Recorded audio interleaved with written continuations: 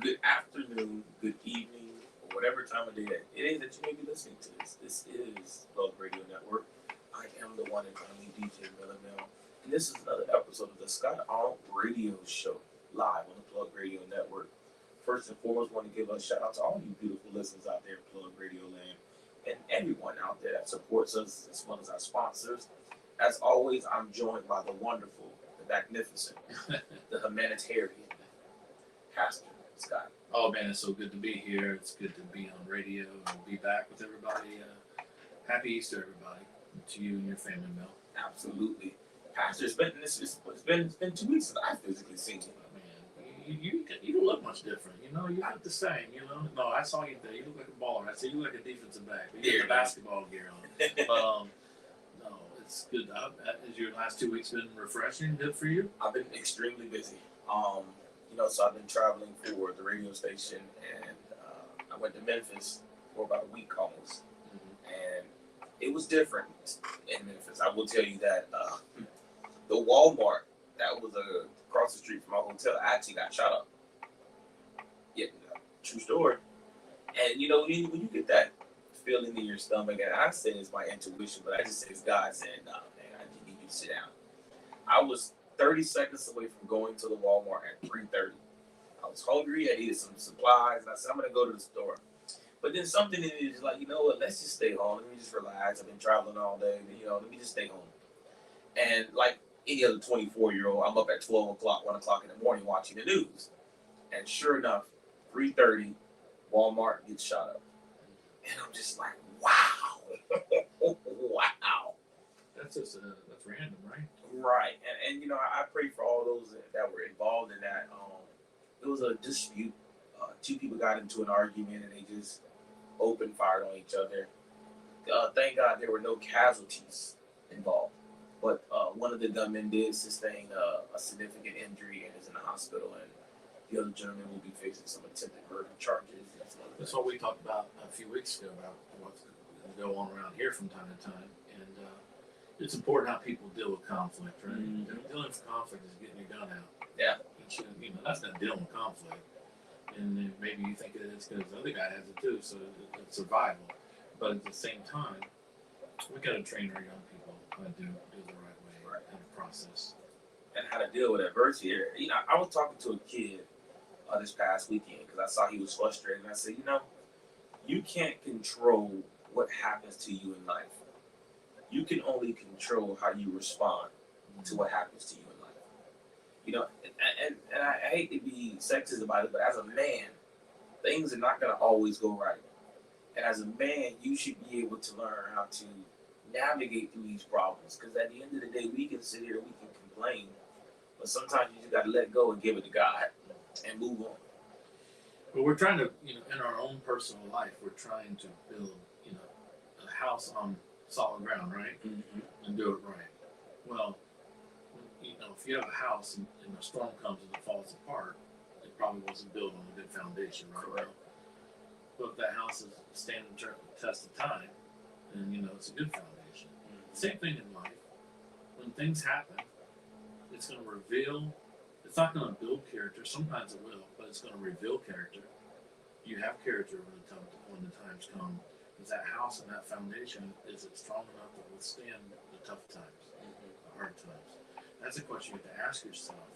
Do I have enough character in me that it will reveal itself over time? And that's why I just try to live my life a certain way. When adversity hits, I just take it with a smile and I just keep moving and, I just let go, give it to God and, get through it.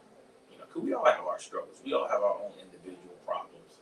But, one thing that I never try to do is portray my problems onto everybody else. Ask for guidance, but don't ask for favors. And the favors, when they come, that's how it goes to somebody's heart. Exactly. And that perceives it. 100%. Yeah. Believe me, I run a nonprofit. Yeah. I feel like I'm asking favors all the time. But, I hope that people see that, we are trying to do God's work and make a difference and impact on young people's life. And Mel, just recently I went to Wawa, and my favorite place in Blue Heron Boulevard, Wawa, I love their coffee. And so, shout out to Wawa, even though they have nothing about me, but now they do. Okay, so I'm pulling up, man. I got 4 football players, man. So Pastor Scott screaming and hollering at me and stuff like that, and I'm just coming out of church, and you don't know the impact of the things you have on kids. When you see 4 high school football player teenagers all excited about seeing you, you realize maybe I have been a light. Maybe I revealed some character along the way, and that's what it's about. And those people that support me, believe me, those people that support Team Sports Ministries, they allow me to be a light to these kids, to have that kind of impact, and that's coming back on you guys too. And we get a chance to share the Lord with them, the grace of God with them, and it's because of the goodness of people who support Team Sports Ministry. Right. Absolutely. Well, with that being said, I want to give a special shout out to all your sponsors. And number one, gotta give a special shout out to Southern Kitchen. I ain't there. It's good stuff. I haven't been to Southern Kitchen before. I have to go. Well, you need to ask for forgiveness now. Now, Kim, she'll appreciate you coming. Absolutely. I'm gonna make time to go this upcoming week. I want to go to Southern Kitchen. I'm gonna give you a quick shout out what I get. Okay. All right, I get this fajita. It's a wrap. It's shrimp, it's grouper, and I had grilled chicken to it. That sounds really good. And they have it in Caesar salad dressing, Caesar salad chicken, shrimp, and fish wrap. That sounds really good. Don't they, it's a Pastor Scott special. Okay, I'm gonna go to asking for the Pastor Scott special With onion rings. with onion rings. Okay, there we go. I also gotta give a special shout out to Bus One. Mike Albritton, man, what a good dude. Yes, he is. And so now with that being said, I want to get into our community value segment. Obviously, you have some major events coming up, and I definitely want to go ahead and talk about it. But you have your Team Sports Ministry Golf Tournament fundraiser at Abacoa Golf Club. It's going to be July 13th. It's your 13th annual, so you've been doing it for 13 consecutive years. It's going to be at the Abacoa Golf Club in Jupiter. And first and foremost, what's the purpose of the event? Why are you throwing it? And what can people expect? Okay. Well, the first reason is because number one, it's an event that brings the coaches together from all the different teams we work with. We give them a free outing to play golf. So some of the sponsors don't even play in it. They just cut a check for $1,000 to have their business brand up there, but they cover Dwyer football team, the coaches. The Gardens football staff will have a team of 4 players. It's 4 players to a team. It's called a scramble. So, if you can hit the long ball and the other guy on your team can only put it in, well, that's okay. You all work together. You get it in the hole. And so it's a team network. And so the guy that's not that good. But the reason why I do that, number one, is for fellowship and have a great day together. And also it raises much needed money for Team Sports Ministries for our initiatives in the fall. We are now involved in several high schools. This will be the biggest golf tournament we already think in the history of Team Sports Ministries golf tournament. I think last year raised about $40,000. But we're in more schools now. We're West Boca High School, Boca Raton High School, Garcia High School. We're moving south. We kind of staff first months out in the schools, Barkley, Wyckoff. And Barkley's going to come as a guest one day and talk about he's on the field. He's on the ground for Team Sports Ministry, South Palm Beach. I'm on the grounds, North Palm Beach. So I don't give up Gardens and Dwyer and all that. That's been my That's your home. That's been my schools for a long time. And I love seeing all those kids and Juniper High and Cardinal Newman. And it looks like we'll be doing some things with Benjamin this year in the Northern County, and so I'm excited about that. West Boca's going to be new. Boca Raton, we're definitely involved in it. There's a new high school, Garcia. It's really, really good. And Barkley does some work with Palm Beach Atlantic as well. At college. That's awesome. So you're covering pretty much all of Palm Beach County. We asked God to expand the tents. Yeah. You get those tents. I don't think we're on YouTube today. You can see my visual. I'm spreading the arms out. We're on today. Oh, how y'all doing? Okay. We want to expand the tent. We believe in what we're trying to do with character development. And if we're going to ask the kids to grow, We have to grow. we have to grow. Absolutely. Well, we're going to take a quick commercial break, but when we come back, we're going to get the Pastor Scott word of the day. I know we talked about it briefly before we came on here. I know there's some things on your heart that you would love to share with the people. So, just stay tuned. This is Scott on the radio show. Man, that is beautiful. That is Tasha Cobb. You know my name. I think there's a lot of people out there that know his name, and I think we want to build a closer relationship with him. So we we ask of you to continue to tune in every Sunday for God's word. I think you need to get Tasha Cobb in my show here. Just bring it on the studio now. I'd like to meet her. I would love to meet her myself. My fun fact: my sister performed with Tasha Cobb at a convention center. Think about that. Ain't that something? But Pastor Scott, this is the moment of the show where I can't speak for everybody, but I can speak for myself. I feel whole. This is the Scott Arnold word of the day. This is something that God has put on your heart to share with not just myself, but everybody out there in Plug Radio, man. We've now reached over 40,000 in downloads. We are one of the fastest growing radio stations in the country. And what was something that you would like to give to the people today? Well, first of all, I want to say thank you for the opportunity for me to bring the word. And it is the word of the day because Jesus Christ, you might notice, oh, there we go. Jesus Christ, this is Easter week, and it means so much. And this day is called Maundy Thursday. And growing up, we used to always have to go on Monday, Thursday, meet, and the men would go in one room, and the women would go to another room, and we would wash each other's feet. And that served as a reminder of God's service to us. How he, in John chapter 13, he washes the disciples' feet. I'm going to bring this up here. The first part, it says, in verse 1, it says, it was before the Passover festival. Jesus knew the hour had come for him to leave the world and go to the Father. Having loved his own who were in the world, he loved them to the end. Think about that. He loved them to the end. You like that thought that Jesus loves you to the end? To the end. To the end.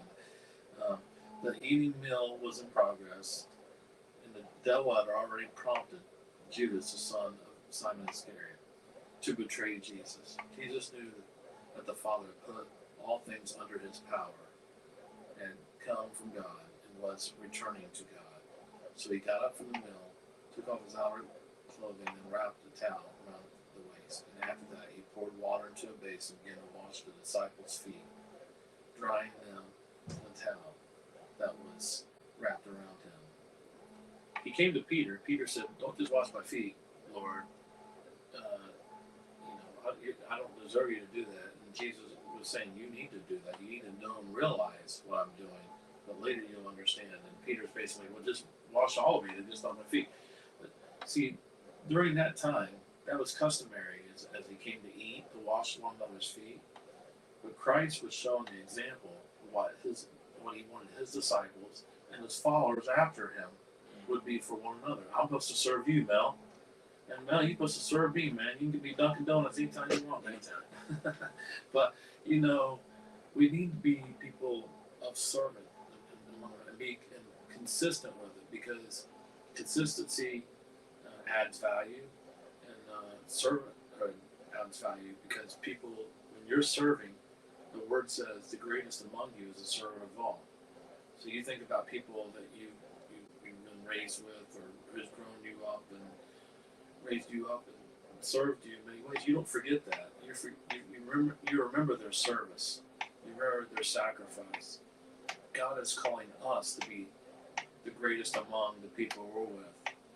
In a world today that's talking about getting their own, or trying to highlight themselves on selfies and all the things and show, how amazing they are, Jesus is saying you're amazing by serving and caring about the person to your left and to your right, because he's going to love you to the very end.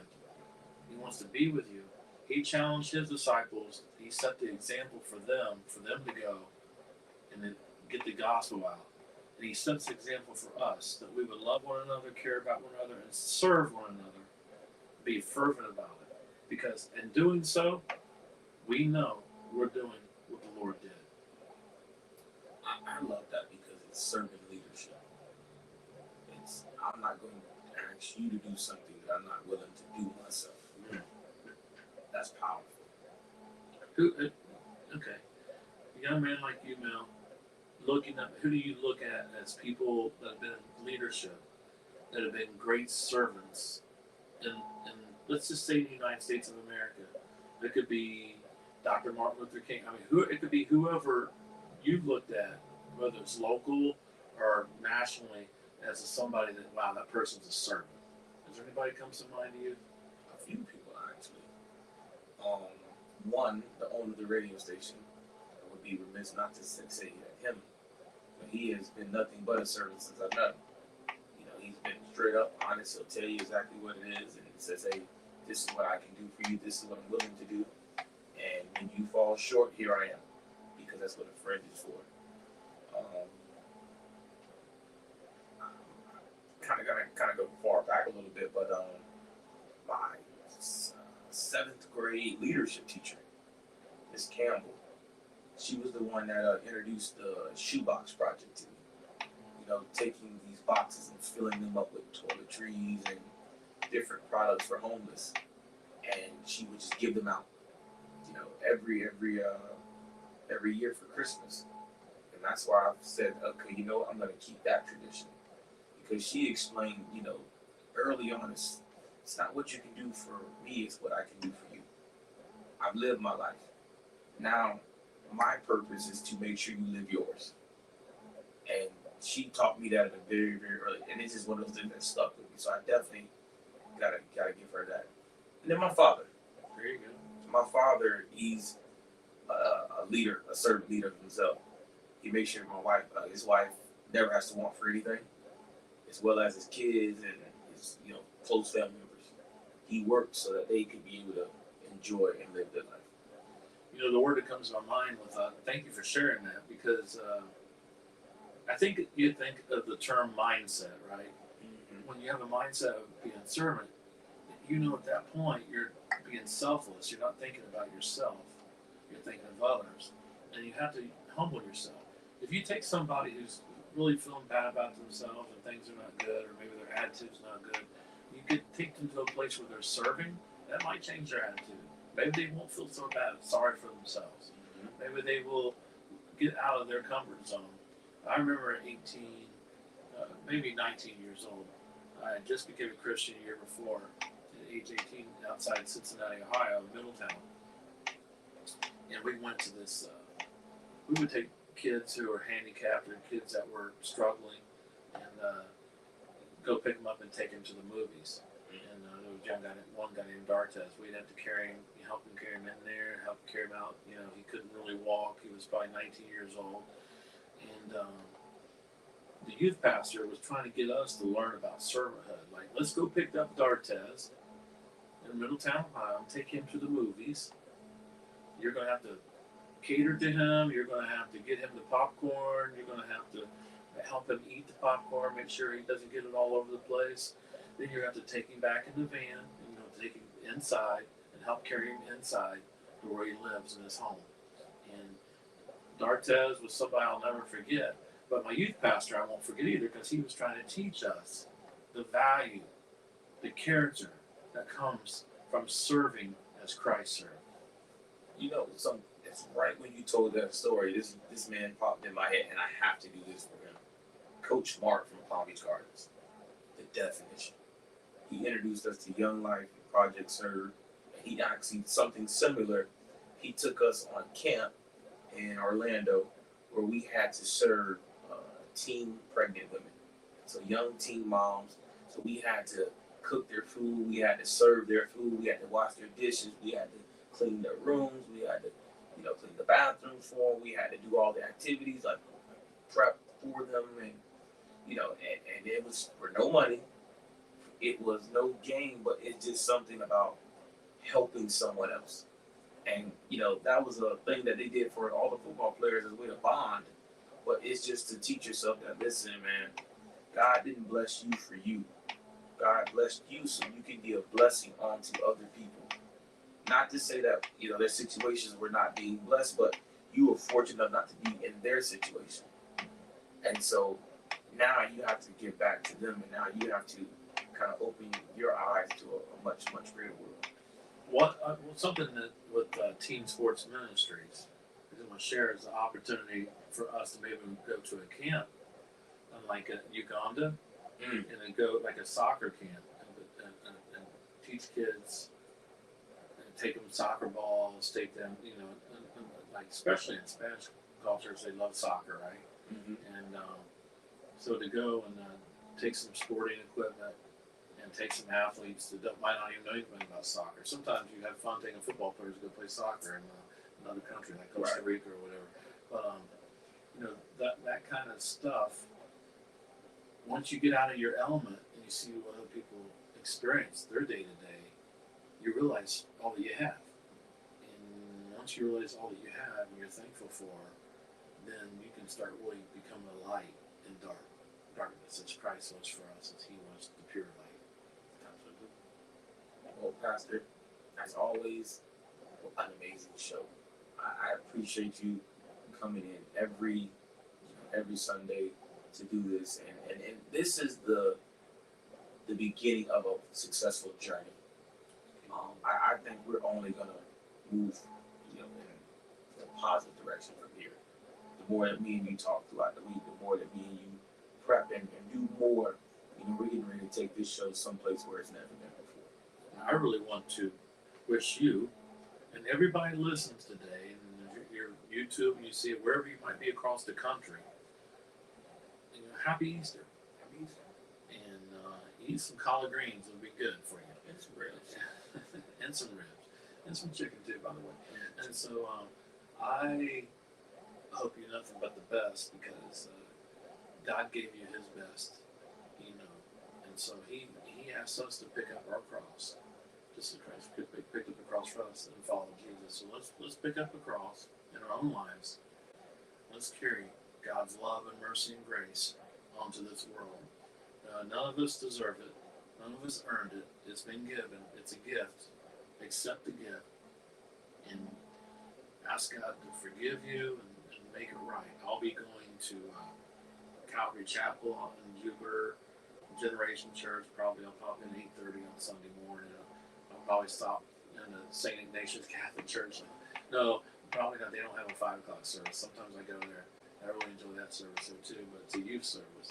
But there's a lot of good churches in Palm Beach County, whether it's Pastor Dan and Pastor Ben or Bernie at Family Church. Those are churches I go to, and I'm sure there's a couple of churches you like to go to in the area, right? Payne Chapel, A.M.D. Roanoke Baptist Church, Christ Fellowship. Yeah. How can you not love Christ Fellowship? They have a heart for evangelism, man. They're always bringing it. Love Pastor Todd and all their staff. The body of Christ is beautiful. Beacon Baptist, Pastor Blaylock, dear friend of mine. And, that's the beautiful thing about being a part of this community for 24 years and be able to run a nonprofit. There's a lot of pastors that are committed to me and supported to me, and I appreciate it. And I'm going to keep carrying on what God called me to do in Palm Beach County. I ain't stopping until it's time to stop. Amen. Well, make sure you stay tuned for the next hour. We have Tabernacle Missionaries Baptist Church, pastor of 30 years, Reverend D. Kisner, who will be coming on the live on the Plug Radio Network.